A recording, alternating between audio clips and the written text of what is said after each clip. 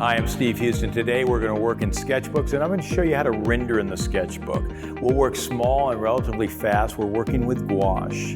I'll show you how you can get all of the advantages of watercolor, but then take it into a more finished and slightly opaque version of that. I love this technique. It's fun.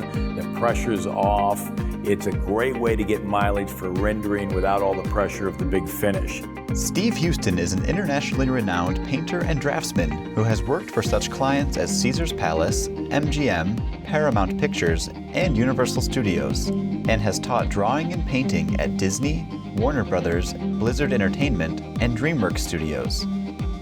So we're going to work from some figures, we're going to do a couple demos, and I'll take you all the way through the process of laying in the drawing, building up the paint, the color, the richness, and getting some flair to the technique. So let's go ahead and get started.